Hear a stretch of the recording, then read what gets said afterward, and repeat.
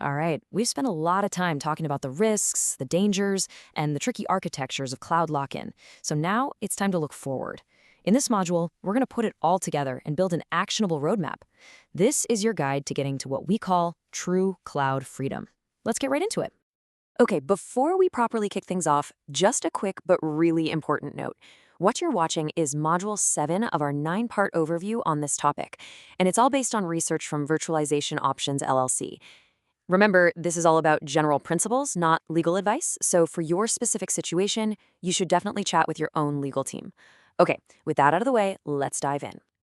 So what do we actually mean when we say cloud freedom? Look, it's not about running away from the cloud, not at all. It's really about crafting a strategy that lets you keep your flexibility and your independence.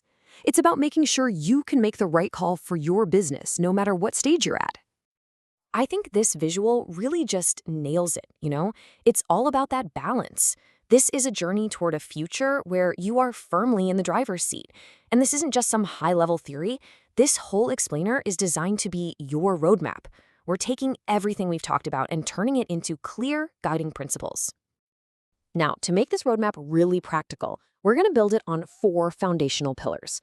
Think of these as the absolute must-knows, the core takeaways from this entire series that are going to support every single strategic decision you make from here on out. Our very first pillar starts with a huge shift in mindset. You see, way too often, vendor lock-in gets shoved into a corner and labeled an IT problem. But it's not. It's a massive strategic business risk. It means getting hit with price hikes you have zero power to negotiate. It means your hands are tied when you need to pivot your whole strategy. Once you start seeing it that way, suddenly, fighting lock-in becomes everyone's job, not just the tech folks. Okay, pillar 2 is all about building your fortress.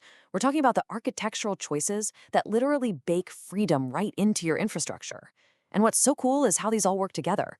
You've got multi-cloud to spread your risk, hybrid cloud to keep your most important stuff under your own roof, and then containerization, Kubernetes, acting as this universal adapter for all your apps. It's not just a defense, it's a foundation for being way more resilient and agile. For our third pillar, we have to face a hard truth. A brilliant blueprint means nothing without the right daily habits. I mean, you could design the most portable architecture in the world, but it'll fall apart with sloppy practices. This is all about the discipline of building on open standards, of planning your escape route before you ever need it, and of course, enforcing solid governance across the board. This is what brings that architectural vision to life. And our final pillar, well, it might just be the most important one because it's about being realistic.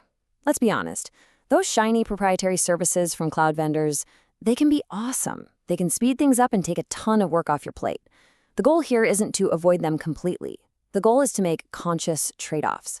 Instead of just drifting into dependency, you make deliberate, eyes-wide-open choices, weighing that short-term gain against the long-term risk. And this quote just says it all, doesn't it?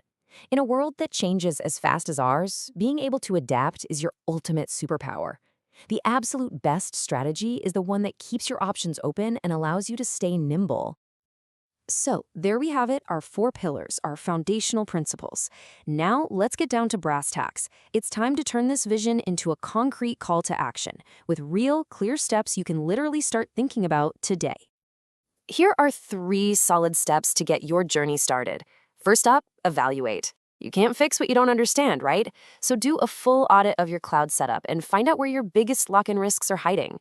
Second, build. Start designing those exit strategies right now, even if you don't think you'll ever use them. Just the act of planning will lead to smarter choices. And third, invest. Make open source and portable tools the default for everything new. From day one of a new project, make freedom a non-negotiable requirement. Now that might all sound like a lot. An audit, new architectures, exit strategies. It can definitely feel a little overwhelming. But here's the most important thing to remember. You don't have to boil the ocean. The mantra is so simple. Start small, but think big.